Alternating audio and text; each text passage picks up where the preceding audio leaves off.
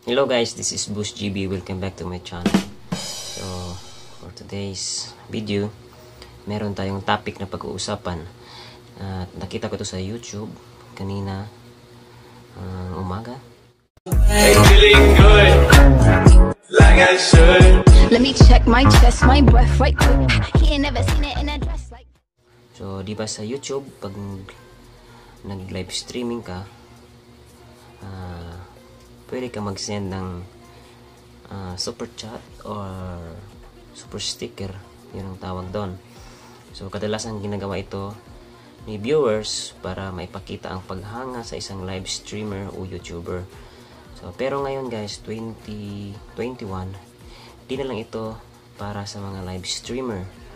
Pwede na rin sa mga content creator na ibig sabihin, more uploading yung content nila. So, for example, kagaya sa akin, nag-i-edit ako ng mga videos ko tapos ina-upload. At ang bagong feature na ito guys ay tinatawag na super thanks or salamat. So, sa Tagalog yung guys. So, una, ano ba ito? Ano ba yung purpose at mga requirements para gumana ito? So, how to activate, diba? So, sa video na ito guys, sasagutin ko at ipapaliwanag ko sa inyo para maintindihan nyo ng mas malawak. So, ito guys, quick recall. So, noong 2017 nilabas ni YouTube ang super chat. At noon namang 2019 yung super sticker. Sa mga nagla-live streaming, pwede tayong mag-send ng mga stars, donation, support, diba? So ngayon naman, pati ng mga video creator and more uploading content lang ang mga ginagawa. Katulad ko, pero sa ngayon, di pa pwede ako kasi di pa monetize yung channel ko. So ibig sabihin, sa mga monetized channel lang ang pwedeng mag-activate or pwedeng magamit ang super thanks. So ano ba ang requirements para gumana ito? So una, ito yung una guys. Kailangan mong alamin kung pasok ba yung bansa na pwedeng gamitin ito. So ito yun guys, ipapakita ko sa inyo sa screen yung bansa na doon pa lang pwedeng gamitin ang super thanks. So pangalawa or second, reach mo na yung 1K subscriber at 4K watch hour. So dapat guys na tapos mo na yon, yung na-comply mo na yung mga requirements na yon. So, ibig sabihin, for monetize na or monetize na yung channel mo.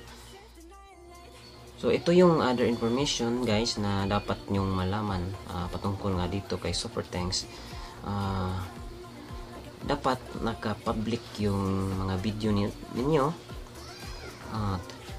upang gumana ito. So, dahil kapag naka-private or unlisted yung video, hindi ito pwedeng panoorin. So hindi ito gagana, hindi ito pwedeng lagyan ni YouTube ng super thanks. So isa pa guys, kapag ang video mo ay made for kids, hindi rin siya pwedeng lagyan ng super thanks. At kapag ang video mo rin ay may content na ID claims, hindi rin ito pwedeng lagyan ng super thanks or nagsasagawa ka ng LS. So di ba guys, sa LS iba yun, yung super chat at super sticker yon. Pag live streaming yun naman yon, pwede ka doon. Pero dito sa content, sa picture nito na super thanks, hindi siya pwede sa mga nag-LS unless in-upload na ito.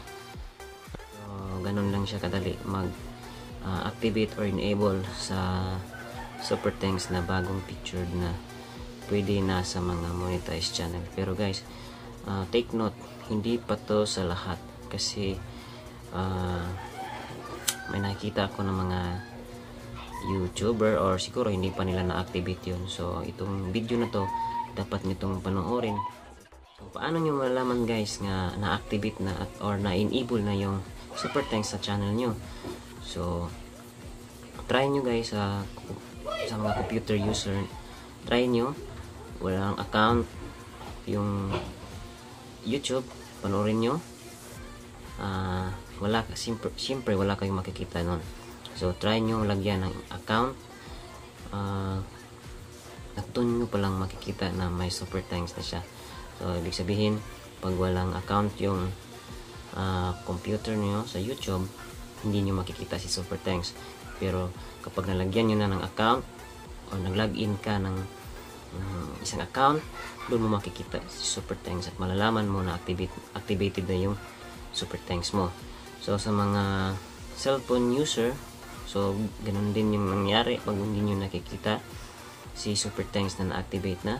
Subukan nyo i-update yung YouTube apps nyo, i-update nyo yun guys kapag hindi nyo nakita si super thanks. So quick reminder lang guys, sa mga monetized channel, wag po nating abusuhin si super thanks kasi ito guys parang nasa trials pa. So wag nating abusuhin or be responsible. Wag nating pagsabihan, for example guys, wag nating sabihan yung mga viewers natin mga please donate, kasi kusang loob yang binibigay kapag na-satisfied or may natutunan yung viewers sa ating mga channel. So as always, be a good example guys, and then I hope meron kayong natutunan sa ginawa kong video na to. And magsa-shoutout muna ako kay Rumor Arts and Safety. So please subscribe his channel, and of course support my own channel, Boss GB.